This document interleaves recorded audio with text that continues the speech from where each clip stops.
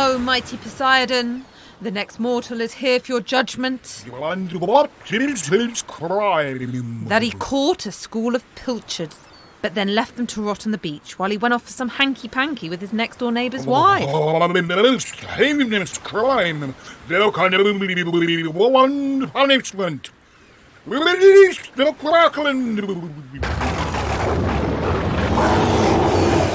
Sorry, not wanting to question your judgment, but aren't we getting a bit one note with this release the Kraken thing?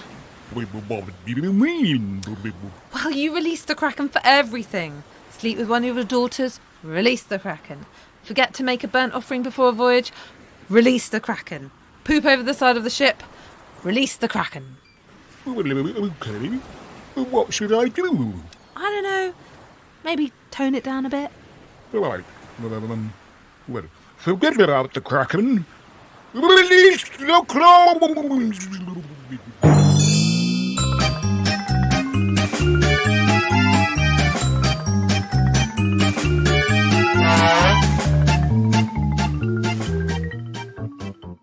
Welcome to Release the Clowns sketch comedy podcast. We're here talking to one of our stalwart writers and the star of the sketch that you just heard, Phil Whelans. Hello, Phil. Hello, lads. Everything all right? Yeah, everything's good. I think so. Yes. Good. Do we need to tell the public who we are? Why not? Yes, I think you should. I'm Alex Marion. And he's Nick Hildred. Hello, Phil. Hello. I'd forgotten about that sketch, the Poseidon sketch. Yeah. That effect was achieved by being submerged in a tank of water. Yes, that was the expensive bit of that sketch. It was expensive, wasn't it, getting in that room? Mm. Yeah. That didn't help. Well, But I think the work is up there on the screen. The investment is there for everyone to see or hear. And Joe Chili, who, without any prompting, did the whole Venus coming out of the water on a large shell. Yes. I script edited a sketch show for BBC Scotland, and these two guys, who then went on to have quite a career, Ian Connell and Rob Florence, wrote sketches for the show. They did Burniston after they did this show, Velvet Soup, but they would write sketches that they would write hundreds and hundreds of sketches for this show, and I was the script editor and I had to read them all. And they would write sketches that were undoable. I don't think I can even give the titles of some of these sketches because they were so foul that they simply couldn't be recorded or performed on television. Or occasionally they would write a sketch that couldn't be done because it was too expensive. And they wrote one called Mr. Mouse Wagons that we called their bluff, and we made it. And it cost thousands and thousands and thousands of pounds to make these sketches. People were flown in it, like making it look like people can fly. That happened in it. Someone's mouth opened and a swarm of kind of locusts came out of their mouth in this sketch.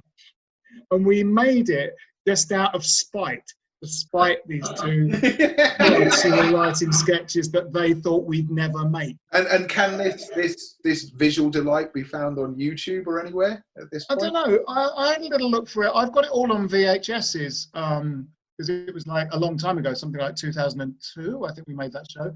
And I did have a little look on YouTube. I don't know if it's there. Velvet Soup, it was called. And I script edited the second series of it. A VHS is like a download, but you can hit someone round the head with it. That's right, yes. I feel... Is this the best this podcast has ever gone? Yeah. Yeah, absolutely. No, I think this is going gangbusters right now. Excellent. Happy to help. Yeah, that's great. So, shall we move it along? Yeah, let's move it along. No, I disagree. No, let's stay right here.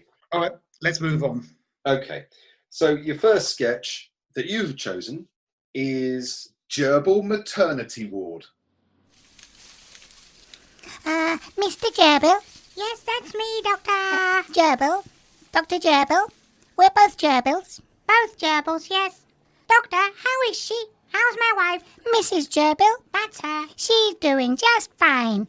And congratulations, you have a healthy baby boy. And another boy, a girl, an unhealthy baby boy, another girl, another girl but very small, a very unhealthy baby girl, a boy, and one I don't know what it is. Ah, hello, darling. Hello, love. I'm so sorry. I tried to get here for the birth. I ran as fast as I could, but I just seemed to be going round in circles. Well, it was surprisingly quick in the end. She went into labour just now, and they were born, just now. Were there any complications? No. Well, no more than usual. The first two babies were in an awkward position. Oh, dear. They were under your wife. I sat on them. She sat on them. Oh, no. Not to worry, it's perfectly normal. Perfectly normal. Anyway, the third delivery was perfect. A beautiful baby girl. Then the fourth, fifth and sixth, she just didn't get along with. What do you mean? I didn't like them. Call it a clash of personalities if you like. Not my type. So she buried them. Good grief. Perfectly normal. Perfectly normal. Nothing to worry about. Sorry, Doctor. Do you mind if I just go to the toilet? Oh, no, not at all.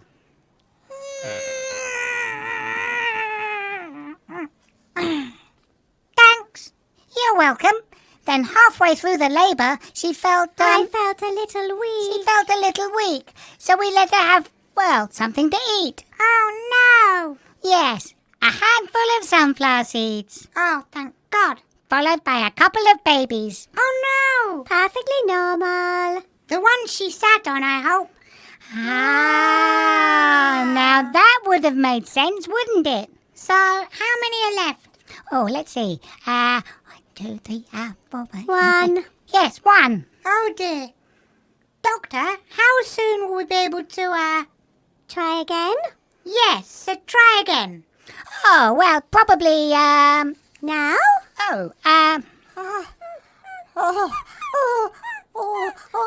Yes. Mr. Fluffles. Hello. Stop that. I did say she could have visitors. We're having sex. Yeah, give it to me. Thank you. Finished. God, I'm so depressed.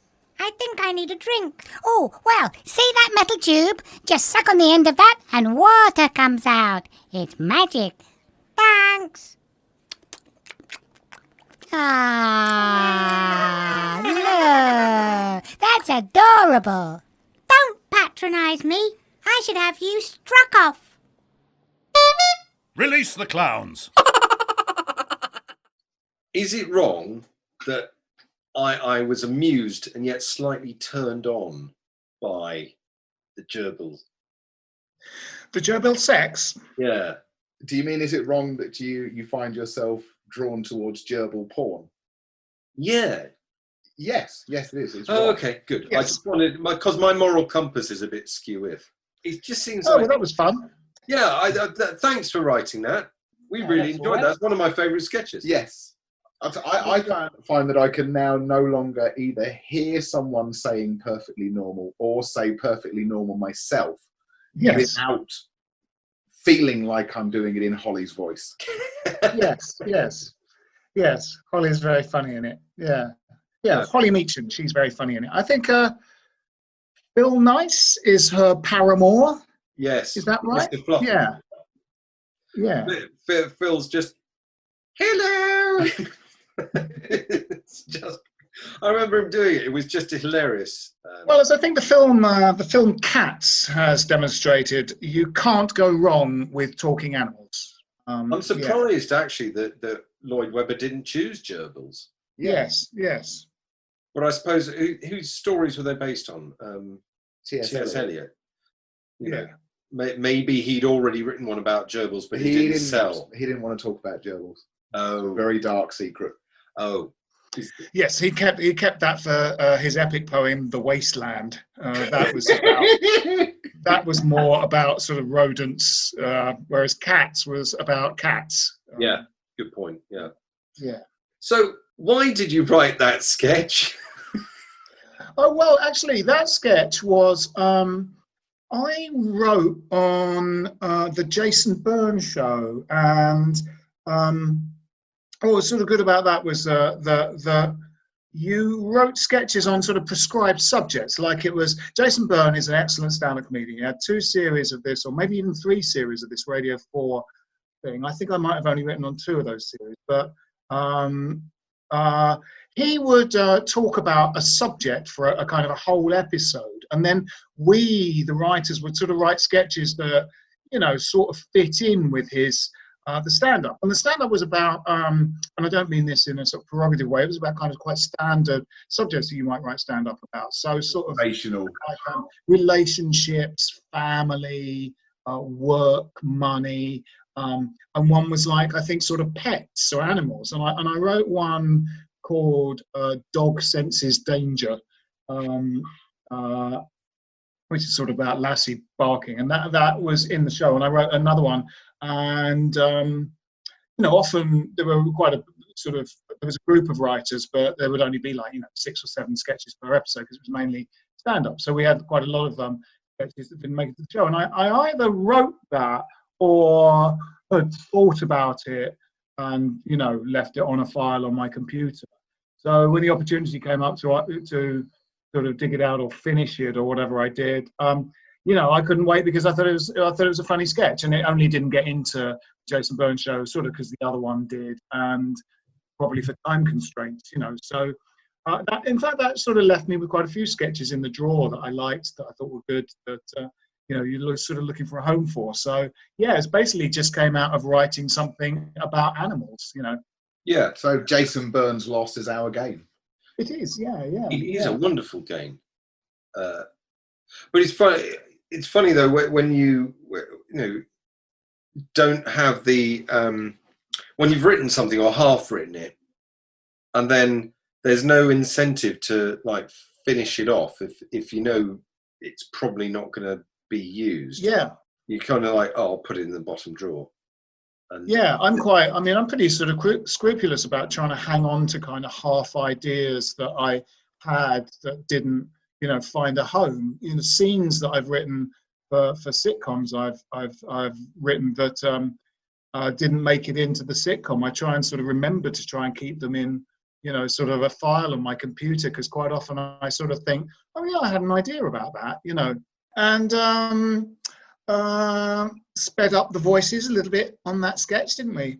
Yes. We're all sort of doing high voices, but I think you tweaked it a bit more to make them even higher. Oh yeah, it's pitch shifted. I did. I pitch shifted that, and had one of those moments that I often have, is which level of pitch shifting is funnier? 3, yes, or 4, or is it funny if I go 5 or 6?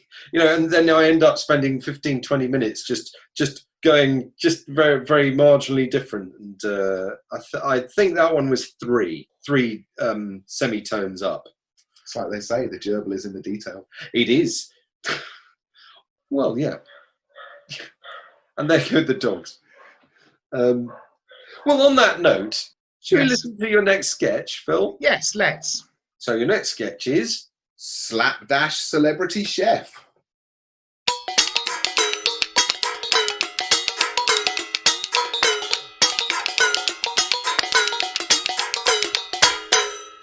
Okay guys, I'm going to show you a really simple recipe for when you're in a hurry. Forget what the cookbooks say, anyone can make this. Literally anybody. Just fry up some garlic, which you can, chop up or crush, or just throw in the whole thing. It doesn't matter. It does not matter. In fact, if you're in a hurry, you don't even have to fry it.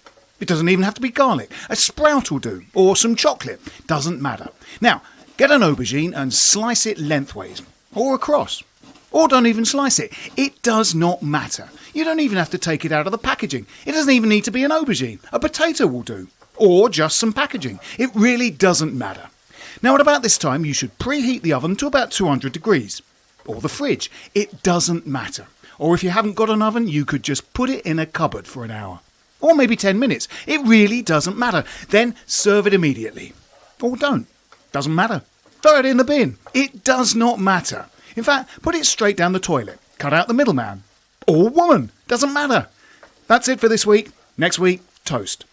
Or blancmange. It doesn't matter. Does not matter. So that's goodbye from me. Or hello. It doesn't matter. It does not matter. Release the clans. Oh God, that's funny, Phil. Thanks, yeah.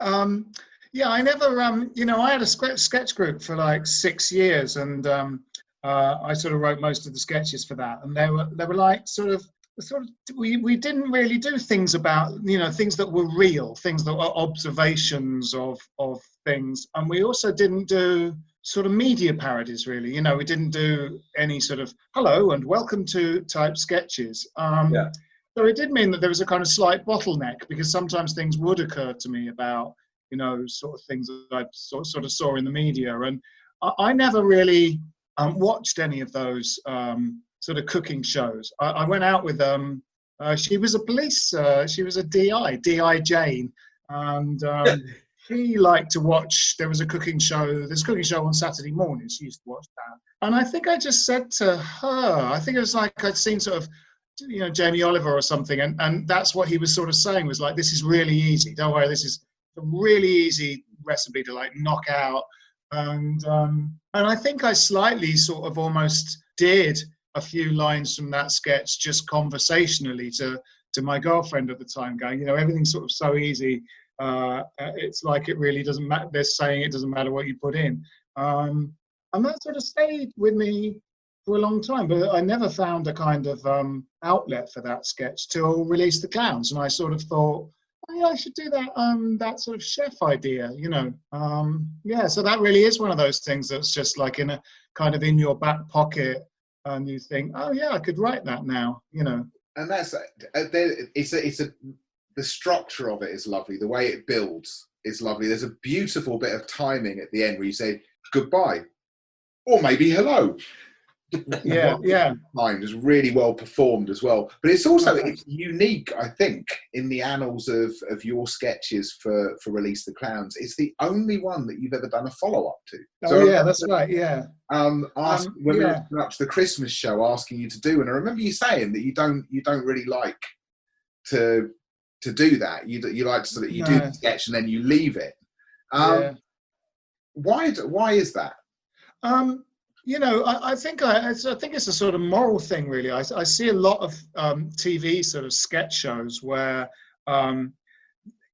there's a sort of received wisdom among the people that make them, probably due to things like The Fast Show and Little Britain, that the public likes and wants returning characters and returning sketches and everything to have reprises of something. And whenever I see those shows, I've genuinely seen sketch shows where I've thought, if I was the broadcaster, I'd demand my money back from the production company, because essentially they've made 6 episodes of exactly the same show. They made the pilot 6 times, where, sometimes even the sketch is in the position it was in the pilot. So the 3rd sketch is always, the angry traffic warden. The 5th sketch is always, the little girls who behave like adults. Literally every sketch is in the same position. You just go, it's just the pilot 6 times. And then the justification is, people really like returning characters, some sort of market research or focus group.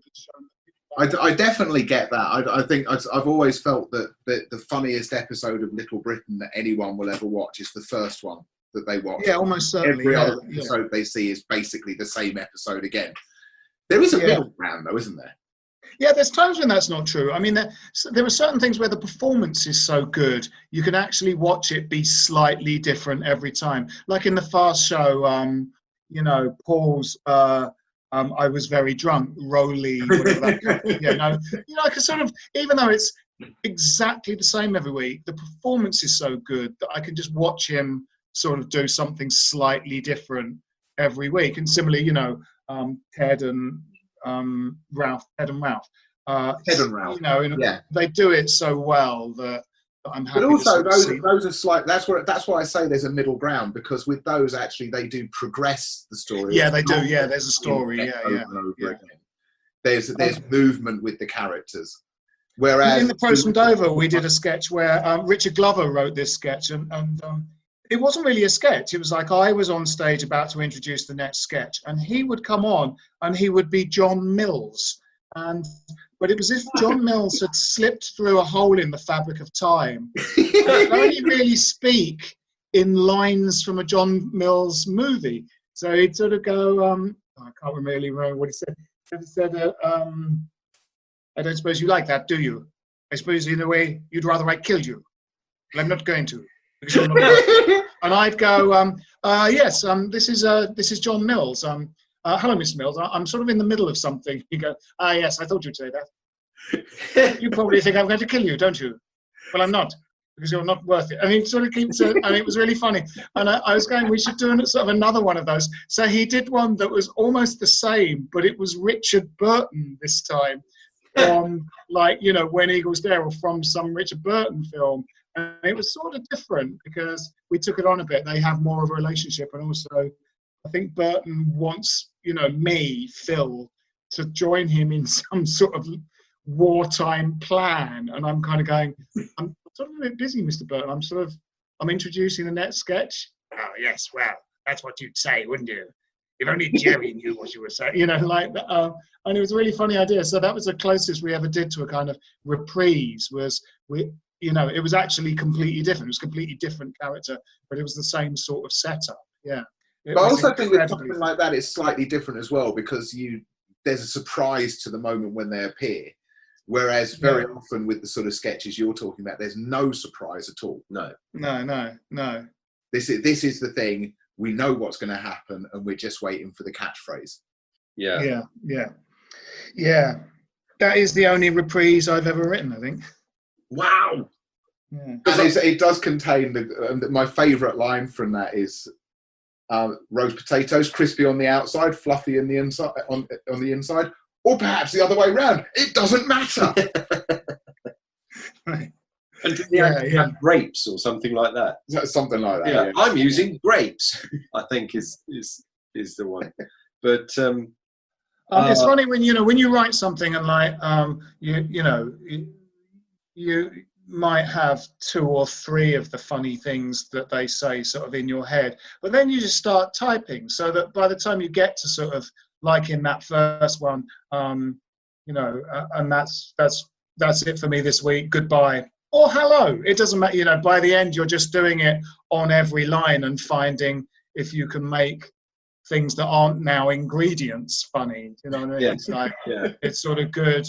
It's good when you sort of dig, it's like you've dug a hole and you think you could just get to the bottom of the hole and stop. But actually, if you keep digging, you might find funnier jokes than the ones that you sort of wrote. And that's definitely the case with that sort of Slapdash chef one. Was like, once I'd written the sort of 5 or 6 jokes about ingredients I could think of, I had to write some more. And then, often the new ones are actually a bit better because you've sort of got into the groove of what the idea is, Well, on that surprisingly bleak analogy, should we move on to your next sketch?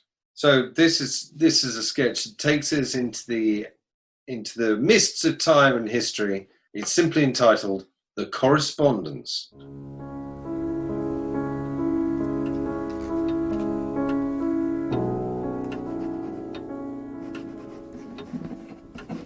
April 16th, 1841.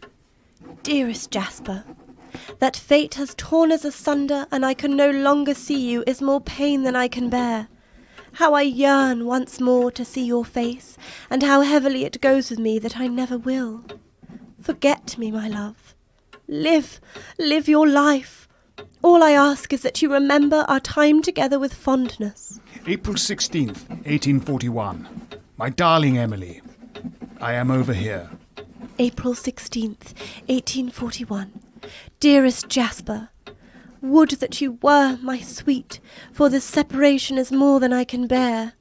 As night falls upon each day, a tiny part of my will dies with it, as I await our once more reuniting. April 16th, 1841. My darling Emily, I'm over here, really. April 16th, 1841. Jasper, my love, I think my heart will break. April 16th, 1841. Darling Emily, please, turn your head, my darling, for I am here. April the... No, my love, other way. April the... No, that's a lamp, my love, that's not me. I'm here next to... that's Thompson. Hello, Thompson. April 16th, 1841. Hello, Jasper. Emily? April 16th, 1841. Hello, Thompson. My love, do not toy with me, for I simply cannot bear it.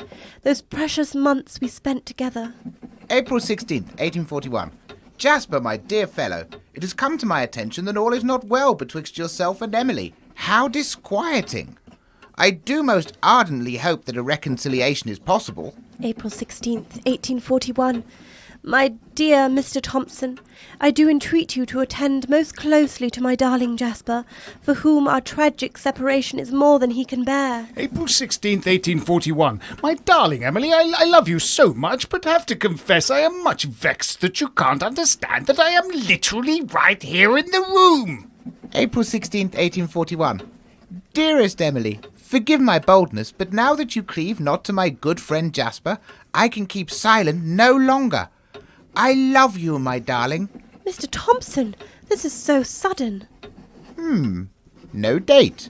April 16th, 1841. Mr. Thompson, this is so sudden. April 16th, 1841. It is rather sudden. April 16th, 1841. Here, should you turn your head and for your due consideration, is my penis. April 16th, 1841. My dear Thompson, I've just seen your penis. Oh, that was not meant for you. April 16th, 1841. Excellent news. It would appear some mysterious gentleman likes me. April 16th, 1841. Sod it. I give up. My dear Thompson, may I cordially invite you to accompany me to Mr. Stringfellow's lap dancing emporium and bawdy house? You may, sir. You may. Don't tell Emily. Oh, no, don't tell Emily. Release the clowns.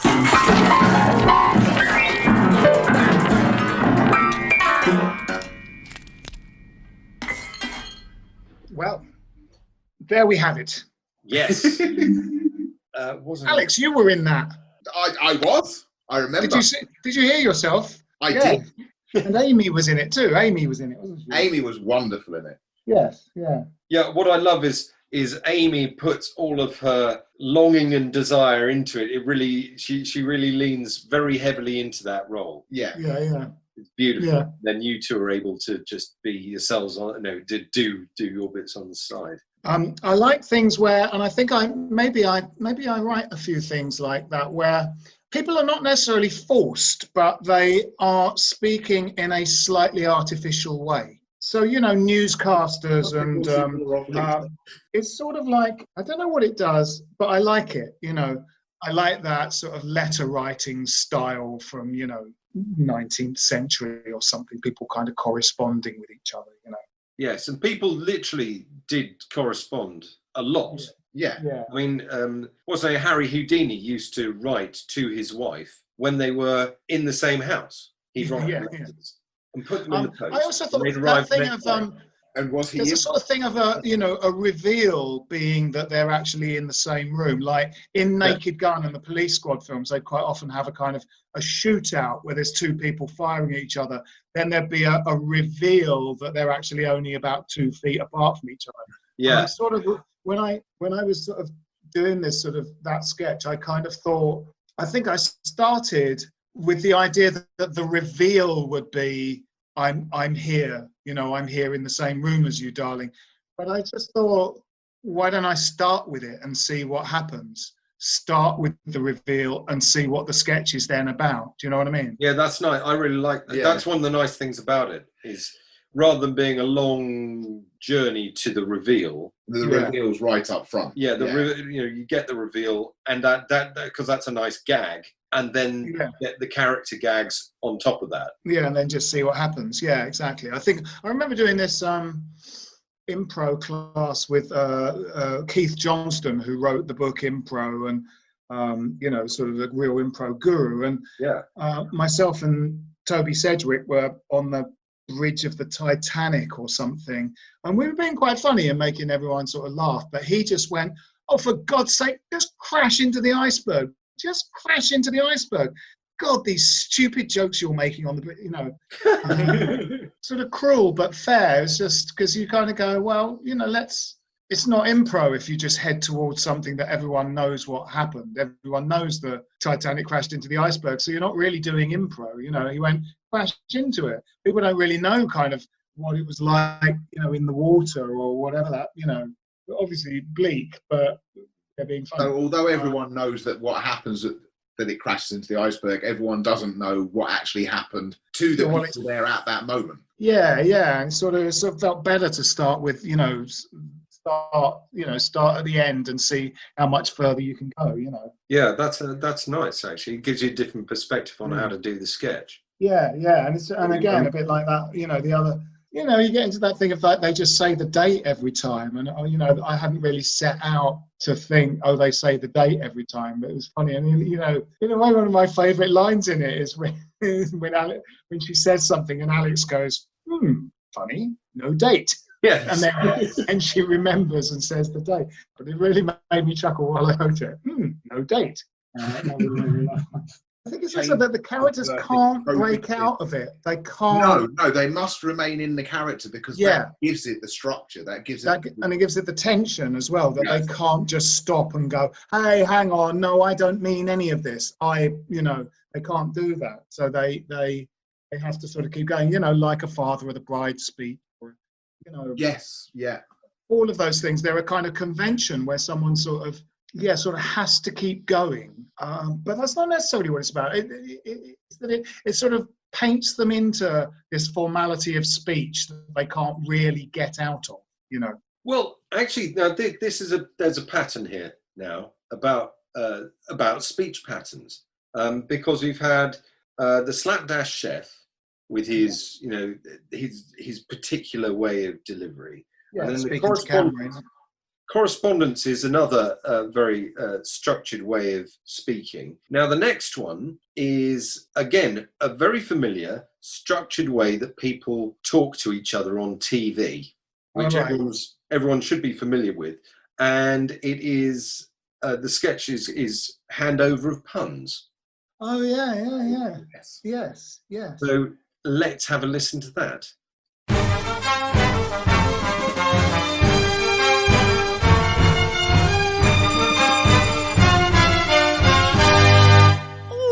Well, that's what I call taking one for the team. My eyes are watering just watching that. Must be what they mean by a no ball. Oh, good. Now, with the time coming up to 11, here's Keith with the weather. Morning, Angela. Well, it's no joke up here in Manchester either. Oh, gosh, no, look at that. Well, there's Snowman better than you, Keith, to tell us what the weather's doing. If you get my drift. Yes, I'll settle for that as a compliment. Okay. Well, let's see what the weather's doing. All white, Keith, all white. Ice one. Okay. Keith, what are the prospects for a snow... climate? Yeah, what are the prospects for snow this... I said climate. Climate? Okay, what are the prospects for weather... I see, Glenn. I see. Can't think of a pun. Blizzard for you, is it? No, I just thought we should get to the weather. Keith, Glenn wants to know whether you can think of I'm just hearing that we don't have time. We have to move on. So thanks, Keith. See you at midday. Oh. Angela, why don't you tell us what's coming up in the next half hour? But Keith had the weather. Yeah, well, you were too punny, weren't you? And now we can't have the weather, Miss Many Punny. You're watching the morning news with me, Angela Harris, and Robert Killjoy Silk. I'm Glenn Burns. Bore Vidal. Glenn Burns. Jethro Dull. My name's Glenn Burns. Stiff Richard. I'm Glenn Burns. Timothy Dreary. Fuck you, Angela. Likewise, Glenn. A 36-year-old man has died in a high-speed crash in Batley, West Yorkshire. He's now Flatley, West Yorkshire. Airbag gum. He's got whippet lash. And finally, 2 news presenters lost their jobs this morning by autocue. That's right. The 2 Oh, shit. Too punny. Too punny. Release the clowns.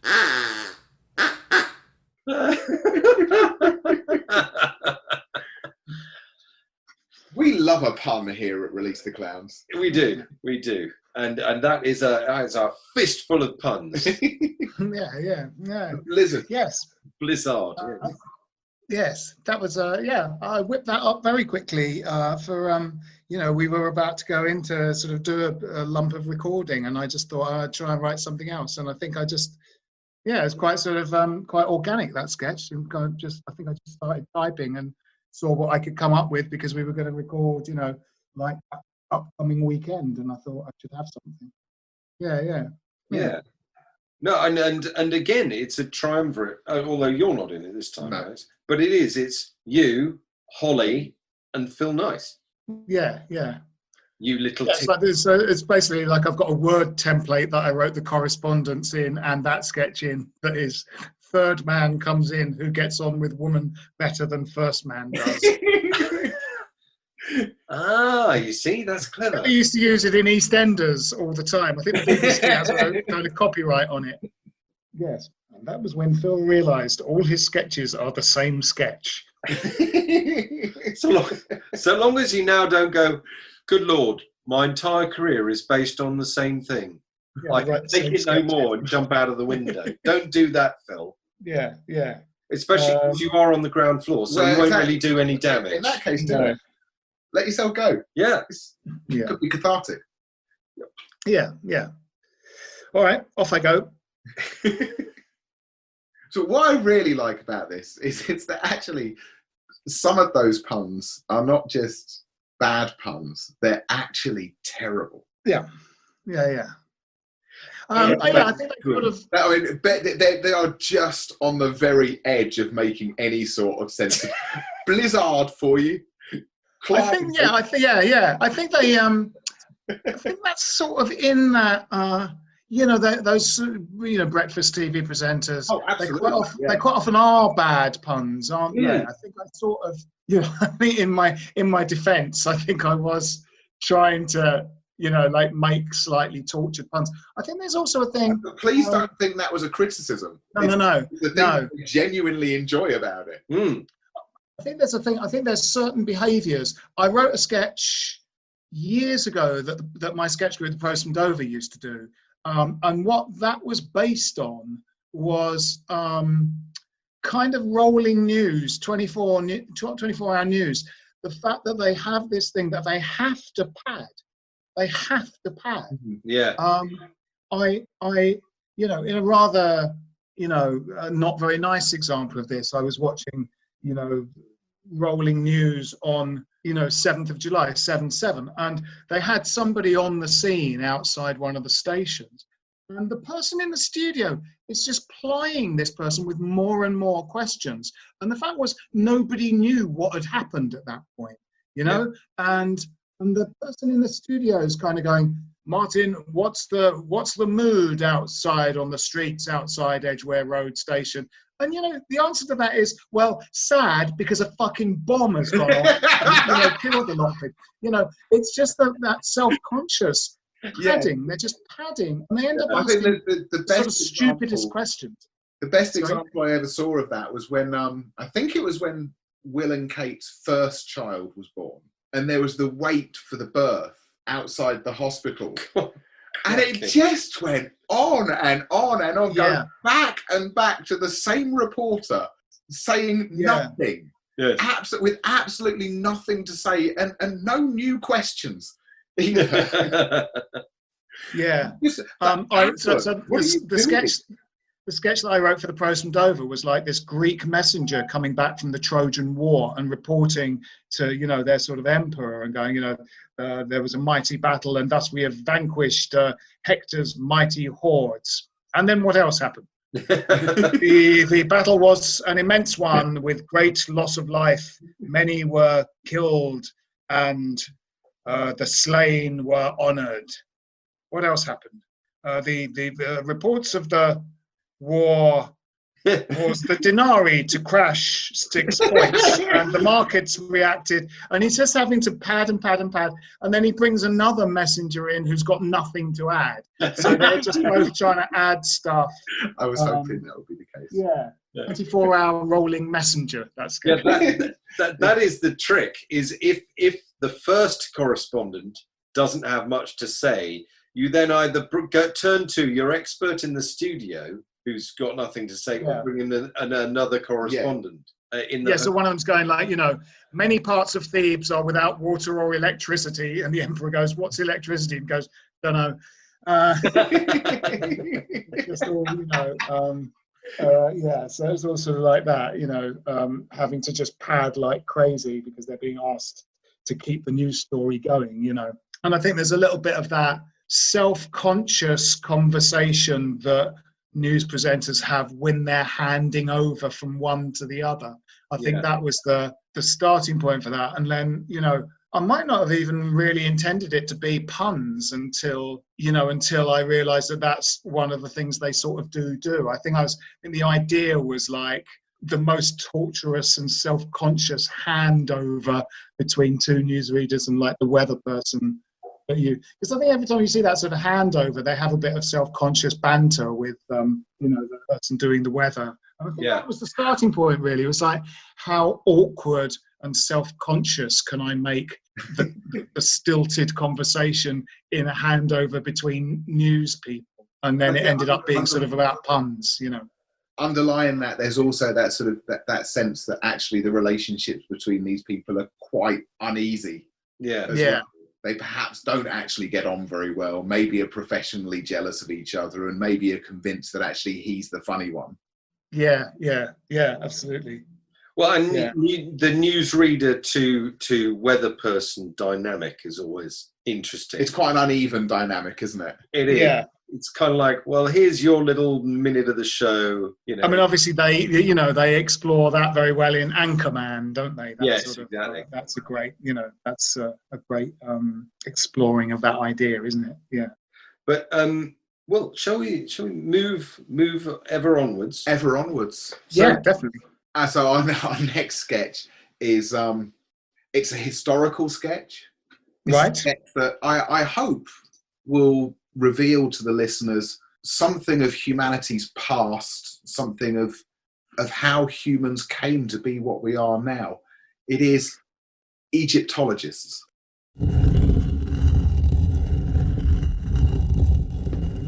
Quickly, shine your torches. My God, we found it. Unless I'm mistaken, this is the burial chamber of Ananka, priestess of Karnak. Gentlemen, our search is over. Carter, the opening! The tomb entrance is closed behind us. Gentlemen, I fear we're trapped. Is there nothing we can do? I fear not, Lord Balmoral. I warned you. You have desecrated the tomb of Ananka. This is her vengeance. Be quiet, Mehmet Bey. He's right, Carter. The three of us can never move this stone. A trap for grave robbers. Wait. Look, over here. There's an inscription on the stone. Can you read it? More light, please. It's in hieroglyphs, but this is an ancient dialect. I'm afraid it's far beyond my capabilities. Mehmet Bey? Let me see. This is an incantation, but in a tongue I know not. Mehmet Bey, you of all people must be able to make This is a dead language. Lost in time, let it rest in peace. I've seen something like this before. Believe it or not, Carter, uttering this inscription aloud may be the key to our escaping. What a load of mumbo-jumbo. Mehmet Bey, please try. You're our only hope. I cannot. Oh, hang on. Look, down here. Another inscription. Of similar length, some of the same symbols, but this is close to Coptic script. Can you read it? Well, again, the dialect is archaic, but I studied similar. Do not speak these words. Mehmet Bey, if I were to recite this incantation to the best of my ability, might you be able to translate my words into as ancient a dialect as you can speak? No! It is a desecration. Mehmet Bey, you must. Do not make me. Damn it, man, it's our only hope. Go on, Lord Balmoral. Well, some of these symbols are unfamiliar. I'll have to guess at their meaning. I'll do my best. Now,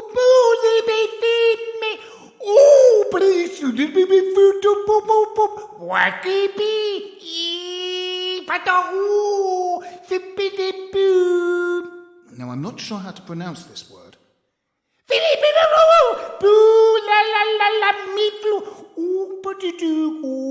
Are you taking the piss? No, Are you taking the piss? I told you. No, this is how they spoke. It was a very musical language.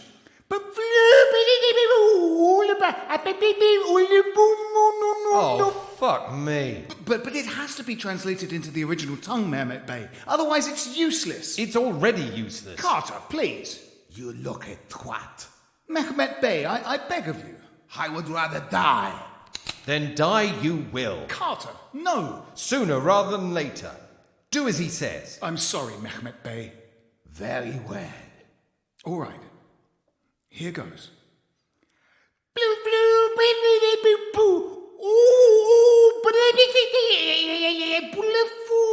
Mehmet Bey, do your best. Are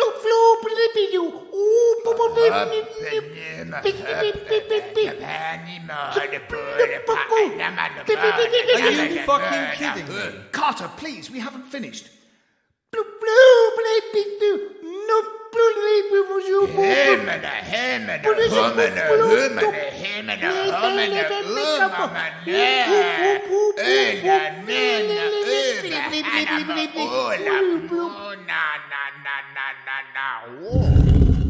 It worked!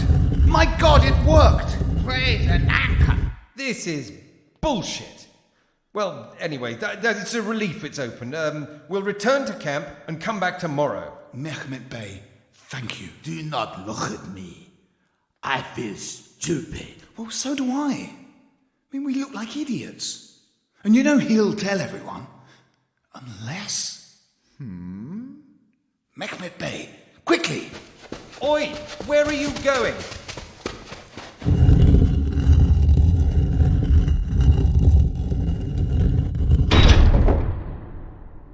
You parrot bastards!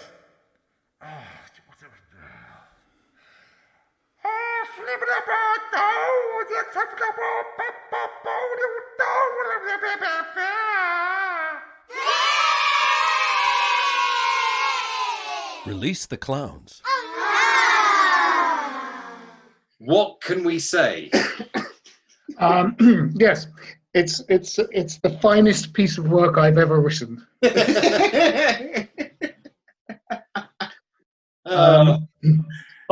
Sometimes I write things that I sort of think possibly only I will like. I like people talking in funny voices. I like falling over, and I like people talking in funny voices.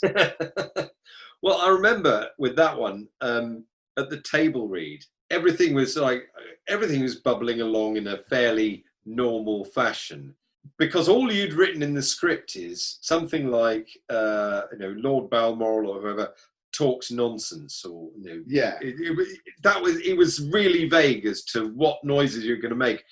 And as soon as you started, because none of us knew what you were going to do, as soon as you started, everyone just collapsed in laughter. Quite often in the Pros from Dover, I would say to the others, there's no jokes on the first 2 pages of this sketch. I want the audience to just wonder where it's going to go and when something funny is going to happen. And quite a lot of our sketches were like that, and I went, don't worry about getting laughs. It's better if you go for longer and then the laugh is a sort of bigger payoff than to sort of try and go, we'll try and put some jokes in early on the way to the laugh. So it's all very earnest. It took quite a long time to write that sort of speech about, getting trapped in the crypt and spotting that, something that was in Aramaic, and then a Rosetta Stone thing of going, there's a sort of translation into Sanskrit here, and all however that goes, and the sort of relationship, and the guide knows it sounds stupid, so he's reluctant to say it, but it's like he'd rather die trapped in a tomb than say something that makes him sound like an idiot. You know what I mean? you know, I quite like all that sort of earnest, you know, the earnest adventure, 30s, 40s adventure film chat between the archaeologists and the guide. You know, I like all that. You know, I sort of like things where there's actually some sort of some drama or like opportunity for something to sort of be acted quite well. You know, sort of earnestness of the correspondents and the sort of earnestness of the Egyptologists. I sort of like that. You know, I like things where, you know, sort of, you know, because often there's a sort of quite a kind of light style of acting that comedy sketches have. Yeah. Mm-hmm. And sometimes, you know, in impro, you quite often, if a sketch is like maybe not working all that well or hasn't worked all that well, quite often the answer is like commit to what you're doing in the scene, and it'll be funnier. You know, in a way, the more seriously you act, the sort of funnier it is. You know, and so I like all that kind of earnest, you know, stuff like dialogue that would be from The Mummy or, you know, one of those sort of Boris Karloff films from the 40s. I was listening to that then. I was very much thinking that we're quite a long way into the sketch here. Oh, we must. And actually, what this is ostensibly a fairly serious sketch about three men trapped in a tomb, and then suddenly, kaboom!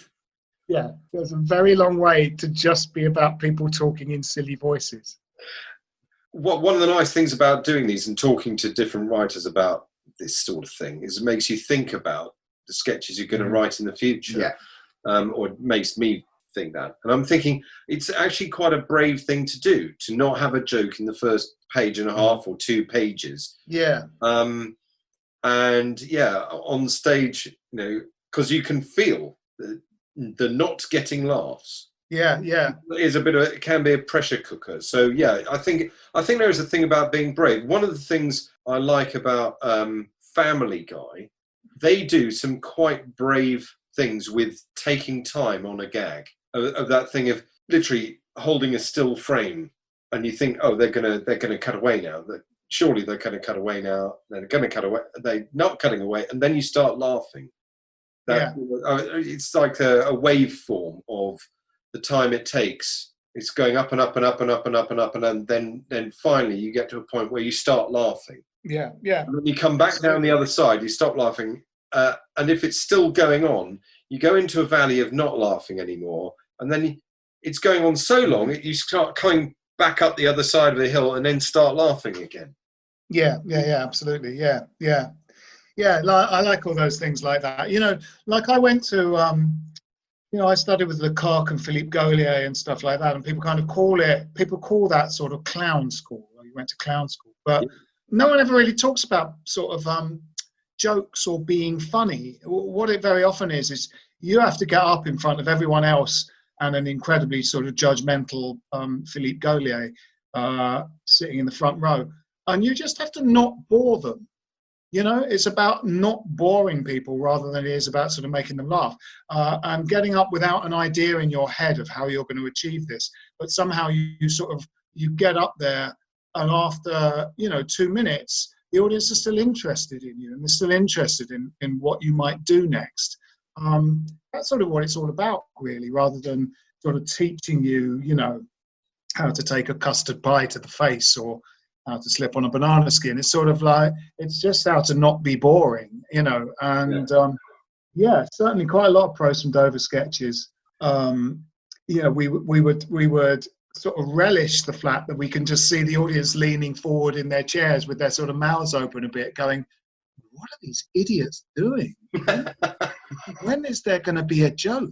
When will there be a joke? You know, and we really like that. You know, we liked it being like that.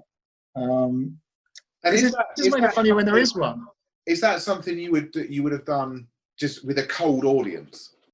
Yeah, no, I mean, I think we would do a set list that put a couple of, you know, easy laughs up the front. You know, there were a couple of sketches we very often started with, so that they just know that they're in the hands of some people that will. You've earned a little bit of latitude with them. Yeah, definitely. Yeah. So they know that something is probably coming. Yeah. I think we sort of shaped the sort of set list to sort of put the more difficult ones kind of in the middle or something like that.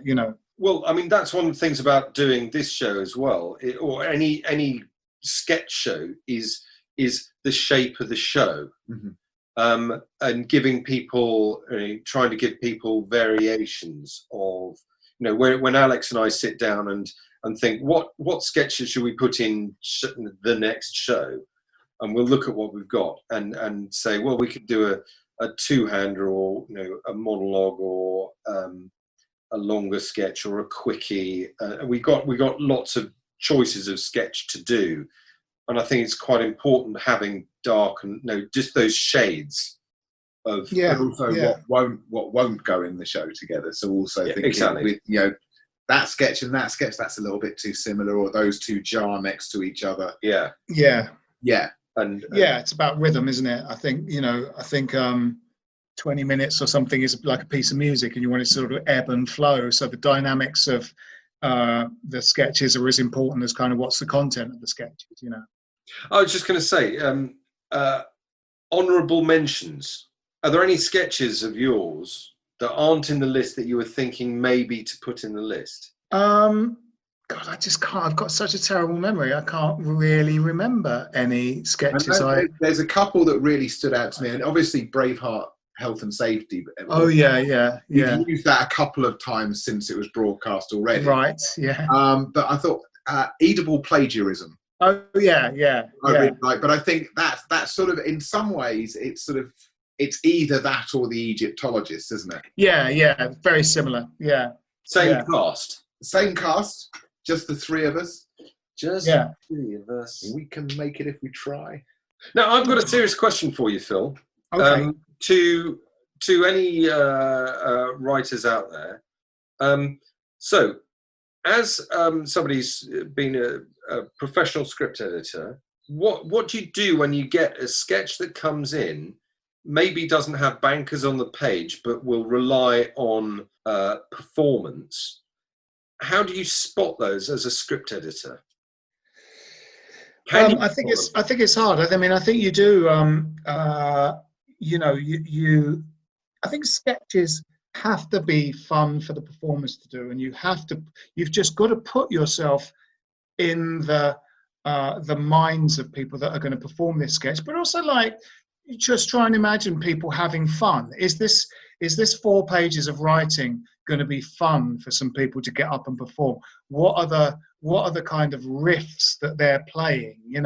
It's like you've got 2 characters, but one is just using a word that the other character has never heard, but is too polite to say they don't know what that word is. You sort of think, that might be a fun idea. That's sort of fun.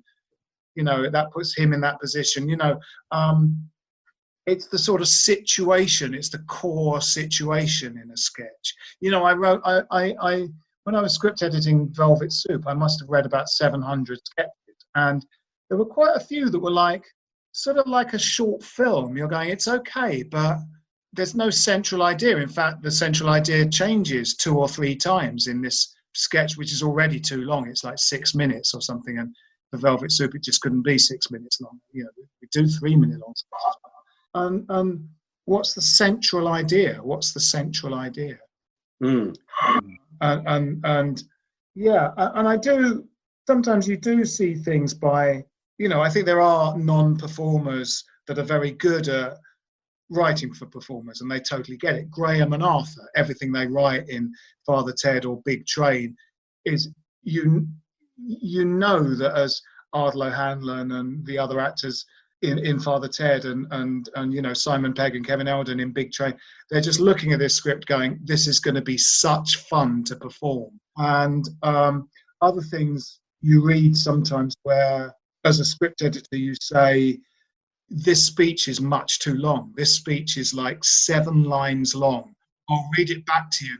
And it takes 20 seconds to read this speech. And you're going, you've got to break it up a bit. Have the other character reply once or twice, just to break it up, to make it a conversation rather than a long monologue filled by another long monologue. And I think you've just got to even if you don't come from a performing background or, see much stuff, you've got to put yourself in the mindset of performers, because it's a little machine for performance, a sketch. Your grandiose concepts are all very well, but this is a sort of 3-minute, 4-minute, 2-minute, sometimes even 1-minute little slice of performance. And I think the performance is always going to be the most important thing. That's a very good answer to a very good question, actually. Thank you. Yes, good question. Oh, thank you. Serious, earnest answer. Yeah. Well, I mean, I think sometimes you need an earnest answer. Yeah. I thought I did really good listening there as well. Actually. I've got to say, as you were talking there, Phil, I looked across at Alex and I thought, this is some of the best listening I've ever seen or heard. Elite listening. Elite listening. Yes. And move on, because we've only got one sketch left. No, we don't. Don't we? No, that's the intro. Oh, that's the intro. No, that's it. We're done then. Right. Okay. Good. Yeah. Well, Phil Whelans, thank you very much for joining us. So it's good night. Thanks, gentlemen, and hopefully I'll see you in the flesh very soon. Yes. Bye. Bye. See you soon. Release the Clown starred Phil Whelans, Joe Tilley, Casper Michaels, Phil Nice, Amy Holmes, Holly Meechan, Alex Marion, Karen Morden, Nick Hildred and Martin Hyder. It was written by some clown called Phil Whelans. The social media merrymaker is Dan Willis, and piling up the custard pies for the big finale are Nick Hildred and Alex Marion. If you want to see Phil Whelans performing sometime in the future when we're allowed to, head over to grandtheftimpro.com. That's where you can find out more about Phil and some of the brilliant improvisers he larks about with, from Cariad Lloyd to Mike McShane. You can see what Phil looks like, so that next time you see him in the street, you can give him a cheery, socially distanced wave. And of course, there's lots of info about what they do, why they do it, possible show dates, and so much more. Actually, no, there's not much more. So grandtheftimpro.com. Yeah. See you in 2?